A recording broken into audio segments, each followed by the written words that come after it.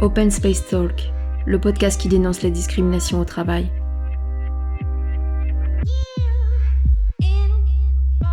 Après une petite pause, Open Space Talk, le podcast, est de retour avec de nombreux témoignages.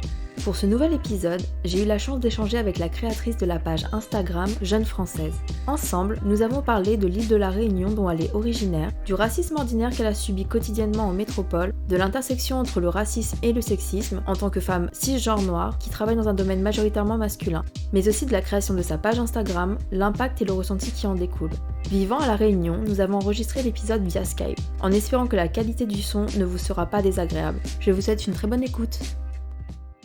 Moi, j'ai grandi dans une île.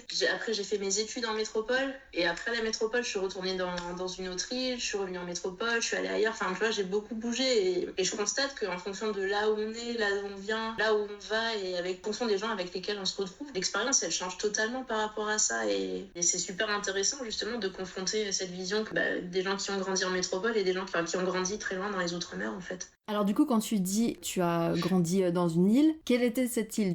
Ah oui, alors du coup, moi, je suis née à La Réunion. Oui. Enfin, je suis née, j'ai grandi à La Réunion, j'y suis restée jusqu'à mon baccalauréat. Et après mon bac, moi, j'avais envie de partir. J'avais envie de découvrir autre chose, de découvrir la métropole que j'avais tant vu dans les médias, dans le journal, dont j'avais entendu parler, dans mes livres d'histoire et mes livres de géographie. J'avais envie vraiment de partir à l'aventure, en fait. Et ça a été une sacrée expérience. En fait, ce serait intéressant de rappeler le contexte de La Réunion. Il y a très peu de gens qui le savent, mais La Réunion, c'est français. C'est vrai, il y a peu de gens qui le savent et il y a peu de gens qui, même s'ils savent que c'est français, ils ont du mal à comprendre l'intégration des départements d'outre-mer de façon générale, pas que La Réunion, dans l'histoire et dans le contexte national. Donc en fait, La Réunion, c'est un département d'outre-mer, donc La Réunion est dans l'océan Indien, et c'était une île vierge jusque dans les années 1600, et ça a été colonisé par les Français.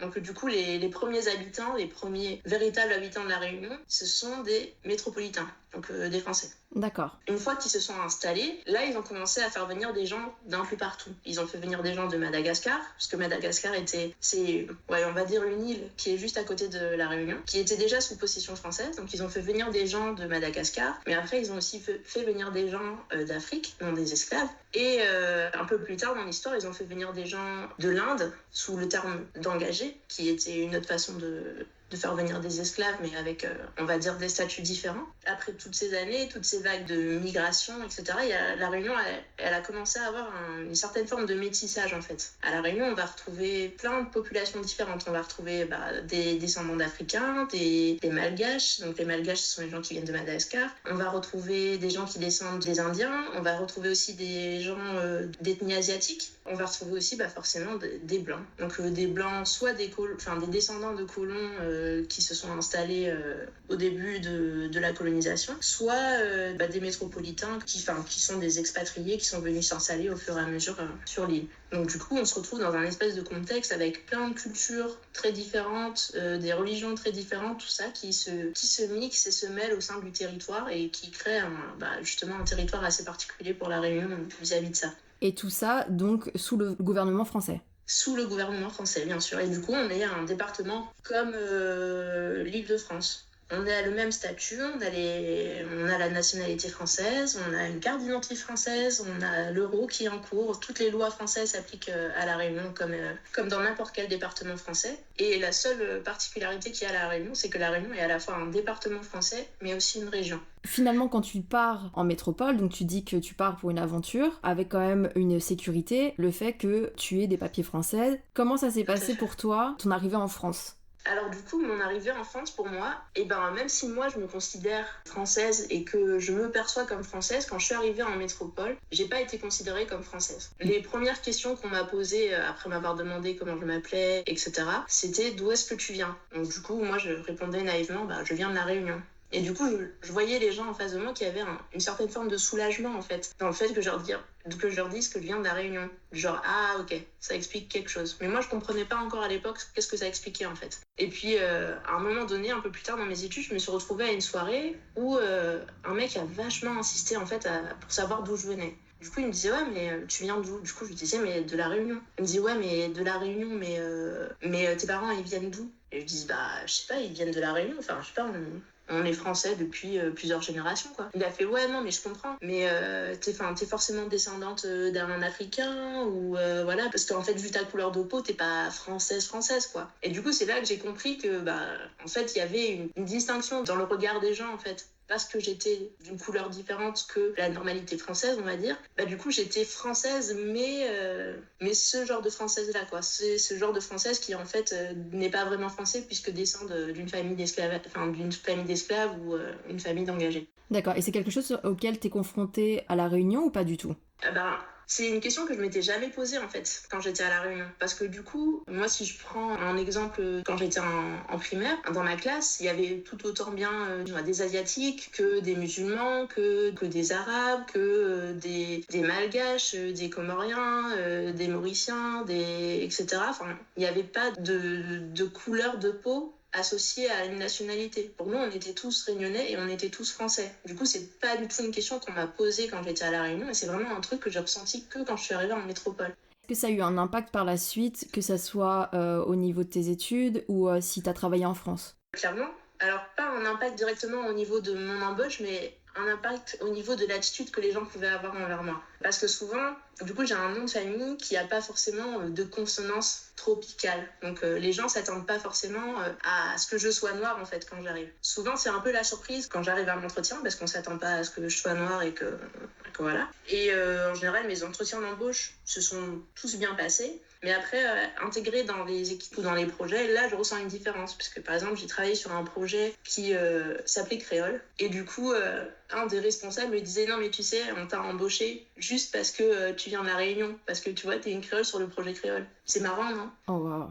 Et moi, j'avais pas trouvé ça marrant, parce qu'en fait, créole, c'est un sigle, dont je ne vais pas révéler le sens là, mais c'était juste un sigle qui n'avait aucun lien en plus avec la créolité de façon générale, ni avec les îles, ni avec les départements d'outre-mer, ni avec quoi que ce soit.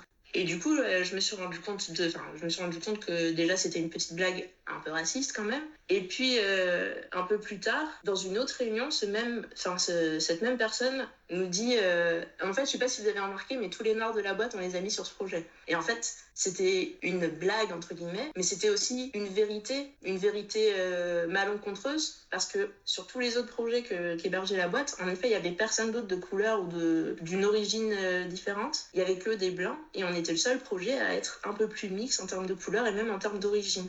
Donc ils avaient embauché spécialement des personnes racisées pour ce projet, ou c'était déjà des personnes qui étaient dans la boîte et du coup on les a tous réunis sur ce projet?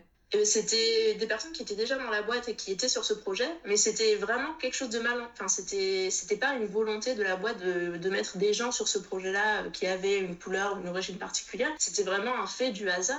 Mais du coup, le fait que ce soit tourné en blague par un responsable hautement placé, ça mettait un certain malaise en fait au sein de l'équipe, ça mettait un certain malaise au sein des personnes qui étaient racisées justement, parce qu'on se disait mais est-ce que c'est vrai, est-ce que c'est une blague, est-ce que... Mais d'un seul coup ça prend une ampleur de ce n'est plus du hasard en fait. Est-ce que finalement ça a été organisé en conséquence? Exactement. Du coup, là, c'est une phase de question qui arrive. On se dit, est-ce que vraiment j'ai été embauchée parce que il faut un certain quota et qu'il faut faire bien, etc. Ou est-ce que c'est juste mes compétences qui m'ont amenée à cette situation-là et que le hasard a fait qu'en effet, il y avait quelques personnes de couleur sur mon projet et sur les autres, il n'y en avait pas. Comment on arrive à travailler normalement?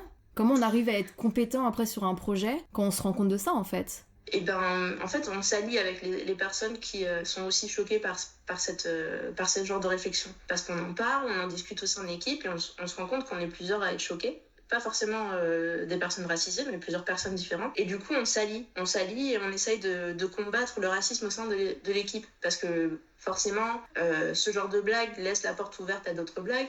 Genre, non, mais vous les Noirs, de toute façon, vous êtes paresseux, ou vous mettez du temps à répondre, ou tout le temps en vacances, vous êtes tout le temps tranquille, surtout vous les gens qui venez des îles, vous êtes doucement. Donc on s'allie et on se bat contre ça. Et on met les gens devant le fait accompli. On leur dit, mais est-ce que tu te rends compte que ce que tu dis là, c'est super raciste et que ça me blesse en fait? Et quelle est la réaction face à ce type de réflexion de la personne en face? 90% du temps, la réaction c'est « mais ça va, c'est une blague ». Donc ça c'est la réaction typique, banale qu'on reçoit à chaque fois qu'on évoque, qu'on met quelqu'un devant cette situation. Il y a aussi « mais non, mais c'est pas du tout raciste, c'est juste pour rigoler ». Et puis, il y a 10% des gens qui, eux, ont une réaction en se disant je suis désolée si je t'ai vexé. Je me rendais pas compte de ce que je me disais. Je pensais pas que ça pouvait être blessant. Parce qu'en fait, comme tout le monde fait des blagues comme ça, je me suis dit que c'était normal d'en faire, en fait. Et là, il y a une prise de conscience que, en fait, c'est un peu ridicule de parler comme ça. C'est un peu ridicule d'avoir cette façon de penser. De se dire, puisque tout le monde le fait, c'est normal. Et il y a une prise de conscience que c'est blessant, en fait. Qu'il y a des gens derrière qui en souffrent et qui, en plus, si ces blagues-là sont répétées tous les jours par plusieurs personnes, etc., ça crée forcément une certaine distance et ça crée des clans au sein des équipes, tout simplement. Est-ce que tu crois pas que du coup c'est plus facile d'être entendu quand tu dis à une personne du coup non là c'est pas correct, ce que tu dis c'est raciste, moi je veux pas que tu me dises ça, quand vous êtes plusieurs derrière à être alliés et à le dénoncer, que plutôt d'être toute seule face à la majorité qui eux trouvent ça très drôle? Clairement, c'est plus facile quand on est à plusieurs parce que du coup c'est plusieurs personnes qui ont des personnalités différentes et qui ont des attitudes différentes qui le disent. Et du coup, c'est choquant que par exemple quelqu'un de super taciturne se sente révolté et justement montre ses sentiments de révolte et d'injustice dans ce genre de situation. Et puis aussi, le problème quand on est seul, c'est que par exemple on est seul contre 10, on est littéralement enfoui sous une avalanche de réponses qui justifient des blagues racistes ou des comportements racistes en fait. Et c'est fatigant, c'est épuisant parce qu'on se prend tout dans la face tout seul et c'est compliqué de répondre à tout le monde et de retrouver suffisamment d'énergie pour se battre contre ça. Donc l'importance en fait de personnes qui soient concernées ou non, qui deviennent des alliés pour la personne qui est visée par l'oppression en fait. Clairement c'est super important et ce qui est compliqué, moi ce que j'ai constaté dans la majorité, on va dire 50% des situations dans lesquelles j'ai été, c'est de réussir à faire parler à la personne qui est alliée en fait. Parce que des fois la personne elle est super choquée par ce que quelqu'un a dit ou l'attitude qu'elle a eue, mais elle va venir le dire plus tard en privé ou par un SMS ou par communication indirecte en fait. Et du coup va dire ça m'a vachement choqué ce qu'il a dit, je comprends pas comment il peut avoir cette attitude, est-ce qu'il se rend compte, etc. Et c'est compliqué de réussir à pousser cette personne à prendre la parole quand ça arrive en fait. Parce que j'ai l'impression que soit ils se sentent pas légitimes, soit eux-mêmes ils ont pas envie de se battre parce qu'ils se rendent compte que c'est compliqué de se battre en fait. Et la peur aussi de perdre le job ou d'avoir des conséquences sur ce qui pourrait arriver, que ça se retourne contre eux d'un seul coup, que ça soit eux la cible de quelque chose d'autre en fait certainement. Clairement. Pour moi, ce qui a été compliqué aussi, c'est que, en plus d'être une personne de couleur, je suis une femme, je suis développeuse dans l'informatique, et moi, dans le métier que je fais, il y a que des mecs. Peut-être, je sais pas, sur toute mon expérience professionnelle, j'ai toujours été dans des équipes de 10 à 15 personnes, et j'ai rencontré 3 filles sur toute mon expérience professionnelle, sachant que ça fait 5 ans que je fais ce métier-là. Ça fait pas beaucoup, en fait. Donc, en plus des blagues racistes, j'imagine que tu subis aussi les blagues sexistes. Bah oui, clairement. Donc il y a tu seras gentil, tu m'apporteras le café parce que je suis une fille, je suis subalterne. Par exemple, une anecdote toute bête, un truc qui m'est arrivé au travail il y a pas très longtemps, c'est que un de mes collègues a décidé de faire des supports pour nos PC portables, des petits supports PVC sur lesquels on peut poser nos ordinateurs portables et du coup ça nous apporte un confort en fait visuel pour travailler. Du coup, il nous a dit si vous voulez le personnaliser, customiser, vous avez qu'à vous acheter de la bombe et soit je peins pour vous, soit vous le peignez, c'est comme vous voulez. Et moi j'ai acheté une bombe de peinture rose parce que j'aime bien le rose, pas parce que je suis une fille mais j'aime bien le rose. Du coup je l'ai peint en rose et là le lendemain quand je suis arrivée avec mon support rose au travail, mais je me suis pris une avalanche de critiques. Ah non mais tu es tellement dans le cliché, t'as choisi du rose, à ta place pour combattre les clichés j'aurais choisi du bleu parce que là rose ça fait un peu ça fait un peu petite fille, ça fait bébé et puis c'est tellement cliché en fait que c'est ridicule. T'aurais dû choisir du jaune par exemple. Jaune c'est bien, c'est neutre. Ouais, et puis il y a l'effet de groupe j'imagine, donc ils s'incitent les uns les autres à en rajouter une couche et c'est toi contre tous. C'est ça, exactement. Moi de toute façon ça allait pas changer mon opinion. Je savais très bien que j'allais me prendre ce genre de réflexion parce que voilà c'est ça travailler en fait dans une équipe de mecs. Et ça c'est une anecdote douce. Oui. C'est gentil, c'est sympa, c'est rigolo, voilà. Je parle pas des autres situations où, par exemple, je sais pas, à la pause entre midi et 2, ça dégénère vite en fait. ça parle mal des femmes, ça parle, je sais pas, de pornographie, ça m'inclut dans les blagues sur la pornographie parce que je suis une fille, donc forcément je suis une fille, donc je suis un objet, donc je suis totalement intégrée à des blagues sexuelles. Sans ton consentement. Contre mon gré, voilà. Bien sûr. Et en sachant qu'en plus je ne ris pas et que je montre que ça ne me fait pas rire. Mais il continue.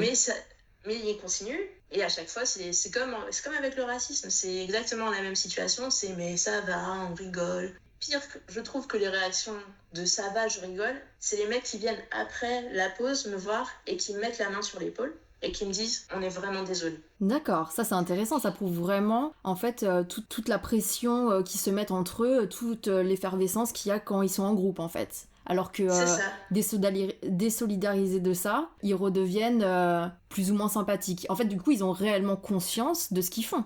C'est ça, ils en ont conscience, mais ça fait rire. Ils disent que bon, c'est pas grave. Ouais, c'est terrible quand même. C'est fatigant. C'est fatigant en fait d'être une femme et d'être noire dans le cadre du travail. Dans le milieu du travail, surtout dans des milieux où il y a que des hommes en fait. Parce que ton responsable est un homme également ? Bien sûr. Alors là, dans la boîte dans laquelle je suis actuellement, on doit être une 30aine de personnes et il y a une femme en plus de moi. D'accord. Qui, elle est chef de projet. Mmh. Mais on n'a pas du tout l'opportunité de travailler ensemble, ni même d'échanger. Et puis, l'attitude que les collègues ont avec elle est totalement différente de par sa position hiérarchique, en fait. Ouais. Ce genre de blagues, ils ne le font jamais devant elle, ni à elle. Par contre, comme moi, je suis pas, on va dire, hautement gradée dans la hiérarchie de mon entreprise, ben ça va, je suis le bon copain à qui on peut faire des petites blagues, quoi. Ouais, donc forcément, niveau charge mentale, c'est important de le notifier. Quand on est une femme racisée, vient s'ajouter donc le sexisme. C'est pour ça que c'est hyper important de parler de l'intersectionnalité. Hyper important de le prendre en compte. Exactement.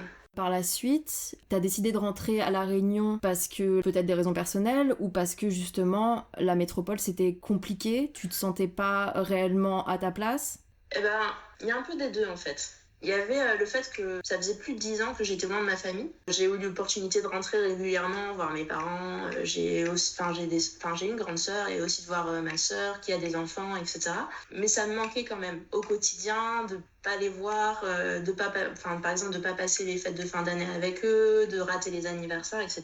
Donc il y avait ça qui me manquait. Et puis il y avait aussi le côté fatigant en fait de la métropole et du racisme. Parce que même si aujourd'hui le débat est beaucoup plus ouvert et les gens sont plus à l'écoute et que même dans la majorité des villes il y a beaucoup de mixité, beaucoup de gens d'origine, de religion et de nationalités différentes, il y a quand même toujours un truc en fait. Par exemple, mon copain qui lui est blanc, il s'en est rendu compte assez rapidement que par exemple dans les transports, même si personne ne nous disait rien, tout le monde nous dévisageait parce que lui était blanc et que moi j'étais noire. Donc dès qu'on se tenait la main, on se prenait des regards. Il a commencé à comprendre ce qu'était le racisme en étant en couple avec toi qui es une femme racisée. Sinon, il avait jamais vraiment eu conscience de ça auparavant ? C'est ça, exactement, parce que je sais pas si on peut dire ça comme ça, mais il avait jamais été en contact avec des personnes de couleur. On va dire qu'il s'était jamais posé la question avant.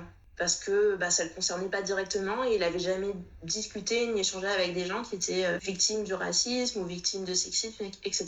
Donc il s'était jamais rendu compte de tout ça et même lui, au bout d'un certain temps, il trouvait ça pesant et fatigant en fait. Par exemple, on vit le racisme au travail, on le vit aussi en dehors du travail, mais on le vit aussi étonnamment par exemple dans le milieu de la santé. En tant que femme, je dois aller chez le gynécologue.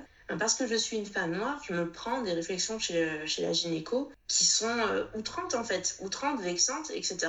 Et on a pu comparer avec une amie à moi qui avions la même gynéco. Les attitudes sont totalement différentes. Avec moi, la gynéco, elle était dure, elle était sévère. Limite, je me faisais engueuler, moraliser, etc. Alors qu'avec elle, elle était super douce, super agréable, maternelle, etc. Donc déjà, il y a aucun univers qui est reposant. Donc déjà, il y a ça qui est pesant. Et puis en fait, je sais pas, je peux pas parler pour les autres départements d'outre-mer parce que ça, je connais pas comment ça se passe ailleurs. Mm-hmm. Mais je sais qu'à La Réunion, j'ai jamais été confrontée à ça dans ma vie. De ma naissance jusqu'à mes 18 ans, j'ai jamais été confrontée à ça. Et puis à chaque fois que je rentre, et je le vois clairement, que je tienne la main à mon copain qui est blanc, tout le monde s'en fout en fait. En métropole, on va me regarder super mal, on va me faire des réflexions sur mes cheveux en mode tu peux pas te coiffer normalement ou tu peux pas te lisser les cheveux, alors qu'à la Réunion, ça va être carrément l'inverse. C'est mais pourquoi tu lisses tes cheveux, mais pourquoi tu lâches pas tes boucles, lâche tes cheveux, c'est tellement plus beau, etc. Et du coup, il y a la sensation que d'un côté, on est rejeté et qu'il faut qu'on se lisse et qu'on rentre dans un profil, un stéréotype. Et il y a l'autre côté où il y a cette espèce de combat contre justement le stéréotype et on nous force à être nous-mêmes et à vivre sans complexe en fait. Et du coup, c'est ça qui me manquait en métropole. Et après 10 ans en métropole, j'en avais vraiment marre et j'ai eu besoin de partir ailleurs et de vivre, de me sentir enfin moi en fait et de plus avoir la sensation de vouloir rentrer dans un rôle et rentrer dans un stéréotype dans lequel on essayait de me forcer mais dans lequel j'arrivais pas à rentrer en fait. C'est compréhensible et légitime en fait. De simplement vouloir être soi et de pas devoir se justifier, donc c'est pour ça que t'as décidé de rentrer. C'est ça. Mais ça a pris énormément de temps de me rendre compte que j'étais dans une situation permanente de justification de qui je suis, de ma légitimité à être en France par exemple, ou d'être qui je suis. Énormément de temps puisque j'ai passé beaucoup de temps à justement rentrer à essayer de rentrer dans ce moule dans lequel en fait je ne pouvais pas rentrer parce que ça ne me correspondait pas du tout en termes de personnalité, de façon d'être ou même par exemple de comment dire, de physique. Oui. De normes physiques, tout simplement. Par exemple, j'ai passé en métropole, pendant toutes les années que j'ai vécu en métropole, j'ai systématiquement eu les cheveux courts. Parce que justement, quand je commençais à avoir les cheveux longs et bouclés, je me prenais tellement de réflexions que ça me fatiguait en fait, et que j'avais pas envie de me battre contre les gens, du coup je me coupais les cheveux. Et depuis que je suis rentrée à La Réunion, je laisse mes cheveux pousser et personne ne me fait de réflexion sur mes cheveux. Parce qu'en fait, les gens, ça les intéresse pas mes cheveux. Et c'est normal. Ouais. Ça devrait pas les intéresser puisque ça fait partie de moi et c'est pas un critère déterminant de quoi que ce soit. Donc en fait en France la norme imposée et la majorité elle est blanche en fait. Ça se ressent énormément contrairement à La Réunion. Alors moi en tout cas dans toutes les régions dans lesquelles j'ai habité en France métropolitaine, j'ai ressenti cette pression sociale à être normalisée blanche alors qu'à La Réunion je ressentais pas du tout ça.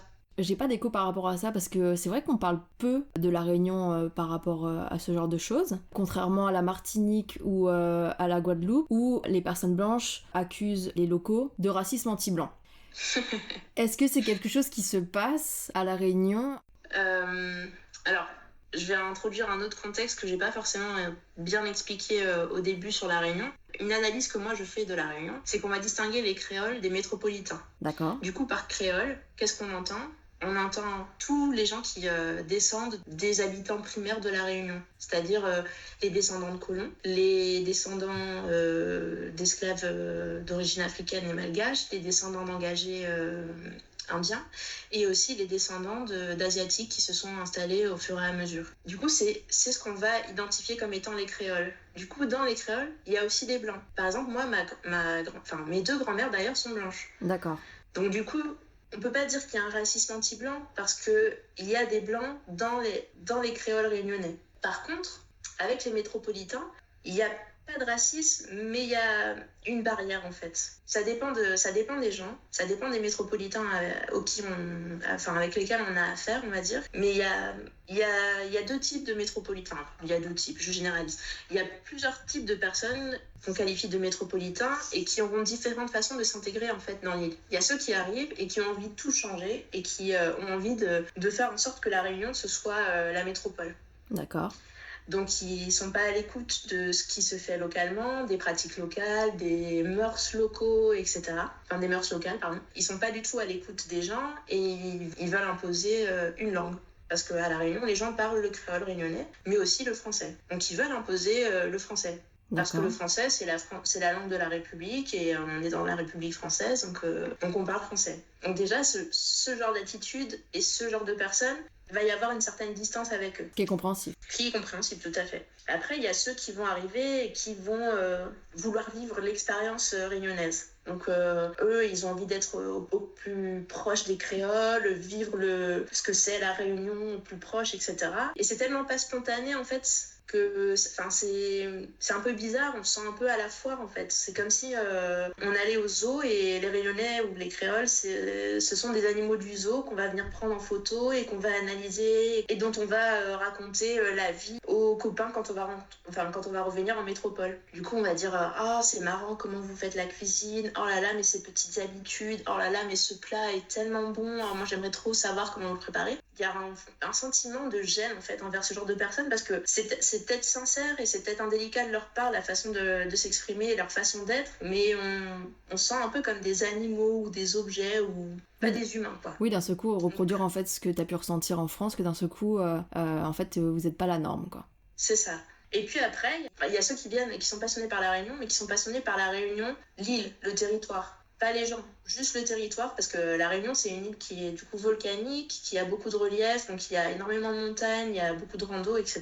Et c'est souvent appelé le paradis du randonneur. Et du coup, il y a des gens qui viennent que pour randonner, mais qui s'intéressent pas du tout à la Réunion en soi, avec toute sa globalité et toute son énergie et sa culture, etc., mais qui sont là que pour l'aspect nature et qui veulent pas du tout être en contact avec les gens. D'accord. Donc quand ils viennent, ils veulent absolument manger que des plats français métropolitains. Ils vont pas essayer d'aller rencontrer des gens qui habitent ici, etc. Donc eux, ils viennent vivre l'expérience nature de la Réunion. Donc là, pas forcément d'a priori sur ces gens-là, puisqu'au final, on leur parle pas. Et puis après, il y a ceux qui viennent parce que soit leur conjoint ou conjointe est réunionnaise, soit parce qu'ils ont des amis qui sont de la Réunion et qu'ils ont découvert la Réunion à travers leurs yeux et qu'ils ont envie de rencontrer leurs amis, leur famille, etc. Et qui du coup viennent et qui sont super ouverts mais qui sont pas non plus dans l'exagération de prendre tout en photo, d'essayer d'analyser tout ce qu'on fait, etc. mais qui sont vraiment authentiques dans leur façon d'être en fait.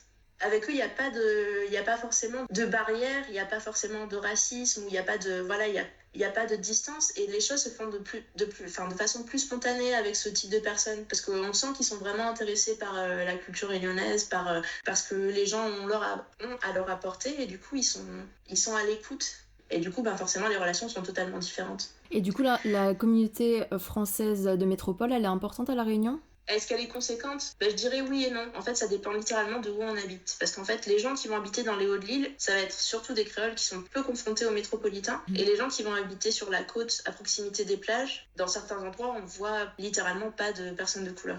D'accord. Il y a vraiment il n'y a pas de personnes de couleur. Et il y a même parfois pas de Réunionnais du tout, de créoles réunionnais, ni rien. Donc les Français, ils vivent en majorité en communauté ? Clairement. Souvent dans les départements d'outre-mer, il y a cette communauté qu'on appelle d'expats. Et du coup, les expats, en général, ils restent qu'entre eux. Ils ne sympathisent pas avec les locaux. D'accord. Alors ça, c'est vraiment quelque chose qui est récurrent, en fait, quand les gens s'expatrient dans un pays, ce besoin de se retrouver avec des personnes de leur nationalité, puisqu'il y a quelque chose de réconfortant. Mais c'est vrai que du coup, en France, on reproche énormément d'être communautaire. Ce qui est assez drôle parce que, comme on peut le voir, les Français sont toujours les premiers à reproduire cet aspect communautaire dès qu'ils sont à l'étranger. Et ce qui est encore plus étonnant, moi je trouve, c'est que du coup il n'y a pas de barrière de langue, puisqu'on est... En fait, quand ils viennent s'installer par exemple à La Réunion, ils sont toujours en France en fait. Enfin, il n'y a pas de communauté dans le sens où il y a vraiment une culture totalement différente, une barrière de la langue, etc. ou une histoire totalement différente. Au final, on a une histoire qui est commune, on a une langue qui est commune, une culture qui est certes un peu différente parce que La Réunion est quand même à 10 000 km de la métropole, donc on a forcément des différences culturelles, mais qui ne sont pas suffisamment importantes pour dire qu'il y a besoin de se ressourcer au sein d'une communauté particulière. Et je trouve que c'est ça qui est étonnant en fait avec les expats français qui habitent dans des territoires français, c'est que même si on a la même nationalité, même si on a la même histoire et même si on a tout ce passé qui est commun, et il y a quand même une différence. Il y a quand même quelque chose qui sépare les gens au sein de la France en fait. Est-ce que tu crois que c'est lié au fait qu'on n'apprend pas cette histoire à l'école ? Moi je pense que ça a forcément un impact. Est-ce que c'est la seule raison ? Je pense pas. Mais ça a clairement un impact parce que déjà en France métropolitaine, on apprend peu sur les départements d'outre-mer. Mais ce qui est pire, c'est que dans les départements d'outre-mer, on apprend peu sur les départements d'outre-mer. Enfin, quand on vit dans un département d'outre-mer, on apprend l'histoire de la France, mais de la France métropolitaine. Ça fait quelques années que maintenant on rajoute des petites particularités régionales au programme scolaire, mais c'est tellement succinct et c'est tellement peu détaillé qu'en fait c'est super lointain et super distant en fait. On a la sensation que l'État raconte pour raconter parce que c'est important de raconter, parce que sinon c'est mal vu de pas le raconter. Mais on ne se sent pas du tout proche de l'histoire qui est racontée parce qu'en fait on peut pas la relater du tout à une histoire personnelle ou se sentir proche de cette histoire coloniale, puisqu'en fait même si on l'enseigne pas tout à fait. On la survole. C'est ça, on la survole totalement et on en parle peu. On pourrait penser que à La Réunion, vous avez appris ce genre de choses, de comment a été colonisée La Réunion. C'est pas du tout le cas. Alors on l'a appris, mais c'est quelques heures par-ci par-là au collège et au lycée. On n'a pas des heures et des heures d'échanges, de travaux, de réflexion sur notre histoire personnelle. Et moi, c'est que quand je suis arrivée en métropole que j'ai commencé à me renseigner sur l'histoire de La Réunion et que j'ai pu approfondir ma connaissance de La Réunion et de son histoire parce que je me suis rendu compte d'à quel point on survolait l'histoire de La Réunion dans les programmes scolaires, quoi, en fait. Qu'est-ce qui t'a donné envie de vouloir apprendre l'histoire de La Réunion seulement une fois en France ? C'est là le paradoxe. C'est le fait qu'on me questionne sur mes origines que je me suis rendu compte qu'à part savoir que je venais de La Réunion, j'en avais aucune idée. J'avais aucune idée de mes origines et je me rendais compte que ce soit l'histoire personnelle de ma mère ou l'histoire personnelle de mon père ou même on va dire l'histoire familiale, j'en avais aucune connaissance. Et du coup, c'est là que j'ai commencé à chercher et que j'ai commencé à poser des questions et à me poser des questions parce qu'en fait, quand on me demandait d'où je venais, la seule réponse que j'avais, c'était de La Réunion. Je savais pas parce qu'en fait, on en a tellement peu parlé à l'époque, on a parlé, à l'école, au sein même de la famille, on n'en parle pas du tout, ça c'est pire. À l'école, on en a parlé de façon tellement distante que pour moi, ça avait aucun lien avec mon histoire personnelle. Je me rendais pas compte que, oui, j'étais descendante ou d'un ou une esclave, ou d'un ou une engagée, voire même les deux, voire même pas du tout, voire même un mélange de plein d'histoires différentes. Je me suis rendu compte que, du coup, tout ça, je le savais pas, mais je m'étais jamais posé la question parce qu'en fait, l'éducation que j'ai eue, que ce soit à la maison ou que ce soit à l'école, ne m'a pas poussée à avoir ce genre de réflexion.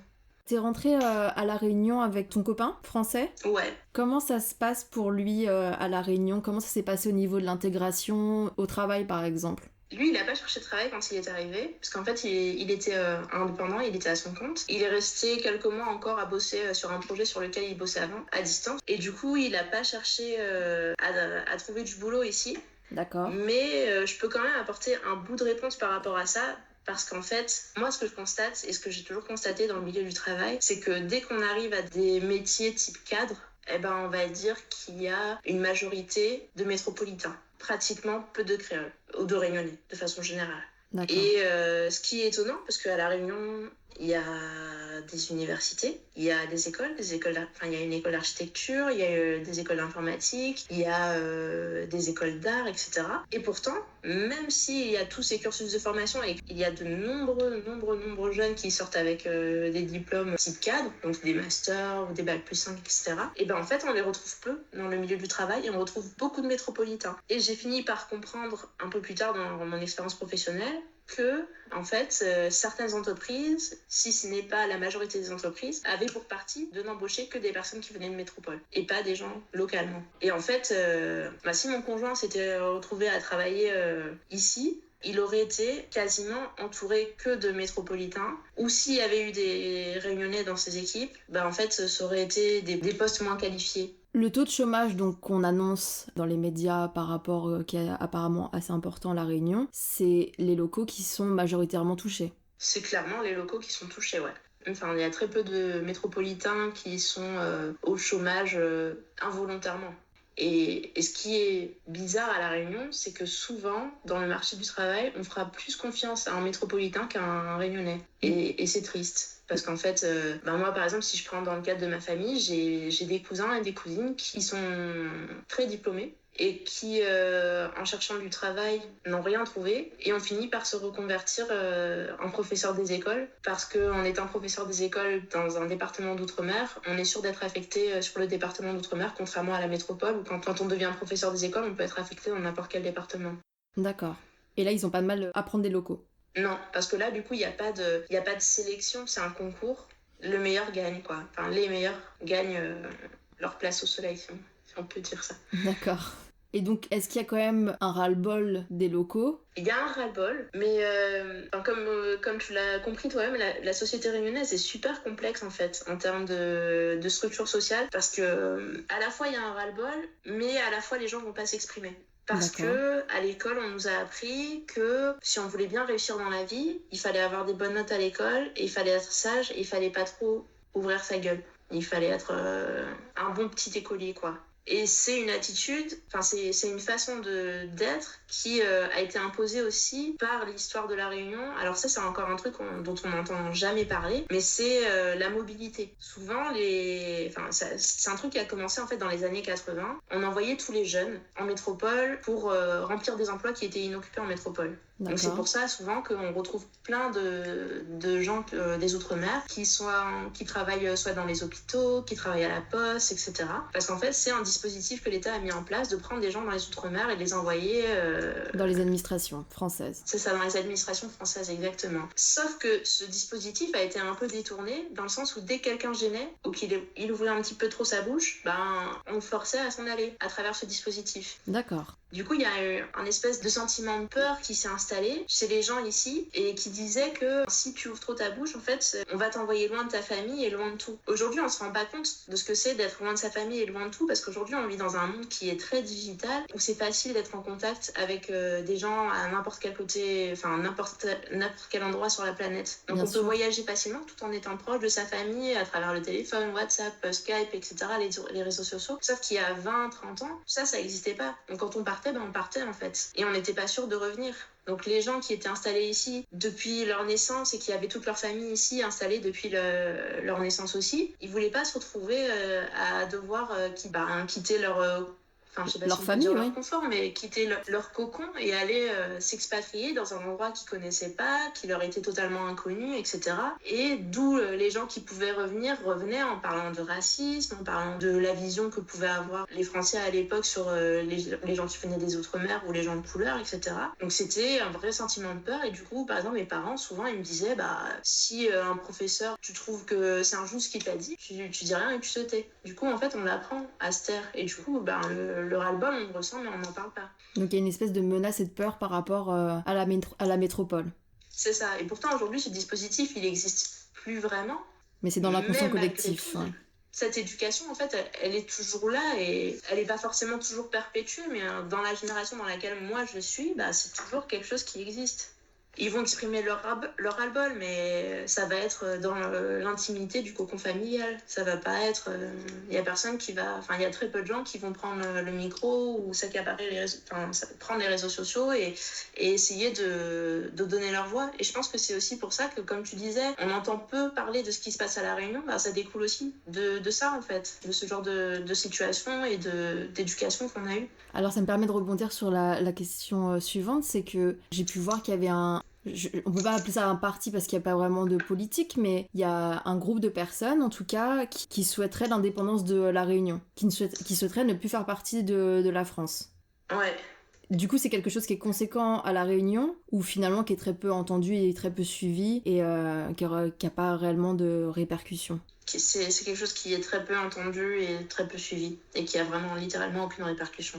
Par contre, ça n'empêche pas qu'il y ait des mouvements militants localement qui se battent, par exemple, pour la langue créole et pour la culture créole, pour le maintien de la langue et la culture, enfin la préservation du patrimoine local en fait. Et ça par contre c'est quelque chose qui est assez fort. Pourquoi c'est fort ? C'est parce qu'encore une fois, une spécificité de l'histoire de la Réunion, c'est que suite à la période de l'esclavage et de la départementalisation de la Réunion, etc., il y avait beaucoup de choses qui étaient interdites. Et parmi les choses qui étaient interdites, il y avait notamment la pratique du maloya, qui est une musique... c'est un style de musique locale qui descend des esclaves. D'accord. Et c'était interdit jusque dans les années 80 de jouer cette musique. Ok. Jusque dans les années 80. Donc c'est quand même assez récent, ouais. C'est pas si vieux en fait. C'est tout récent. Et c'est grâce justement à des militants de la culture réunionnaise, etc., que cette musique a retrouvé sa liberté en fait. Du coup, quand on se rend compte de toutes ces petites choses qui... servait à tenir la Réunion en fait sous une forme de tutelle ou de... j'arrive pas à trouver le mot qui va bien pour expliquer ce que je veux dire, mais du coup on comprend que les Réunionnais ils ont pas envie d'être détachés de la France, mais ils ont quand même envie d'avoir plus de place pour leur culture. Ce qui est légitime. Mais ce qui est compliqué dans une réflexion nationale, parce qu'en fait, quelle est la place de la culture locale dans un contexte national ? Il n'y a pas longtemps, il y a encore eu un débat, justement, puisque apparemment, alors j'ai pas tout suivi, mais il y a eu une réunion au rectorat de La Réunion où il y a eu des échanges entre les participants en créole. Et le recteur était totalement contre le fait que les gens parlent en créole, même si c'était des échanges qui apparemment avaient pris un peu d'ampleur, exactement, et que les gens, je pense qu'ils parlaient en créole juste parce qu'ils s'exprimaient avec le cœur et ça a fait un débat en fait, parce que du coup le fait que le recteur réagisse à l'emploi de la langue créole dans une réunion et que pour lui ce soit très mal vu et que ce soit limite interdit de le faire, du coup quelle est la place en fait de la langue créole ou même de la culture créole dans le contexte national ? On essaye de préserver ça, on se bat pour ça, on essaye de faire tout pour que la culture soit pas normalisée, et que la culture locale de chaque département, et y compris des départements d'outre-mer, subsiste. Mais d'un autre côté, il y a cette volonté de lisser nationalement la culture et de supprimer tout contexte local. Et à quel point ça peut être une souffrance aussi pour les gens qui ont cette culture. Parce que moi, c'est quelque chose qui me travaille en permanence. C'est quelle est la place de ma créolité dans ma francité. Tu as créé un compte sur Instagram qui s'appelle Jeune Française. Est-ce que du coup, c'est un moyen pour toi d'exprimer ce mal-être que tu as pu vivre en France, cette problématique que tu peux vivre actuellement à La Réunion également ? Au début, quand j'ai créé Jeune Française, justement, ma volonté, c'était surtout de parler des expériences de racisme que moi, j'avais pu vivre.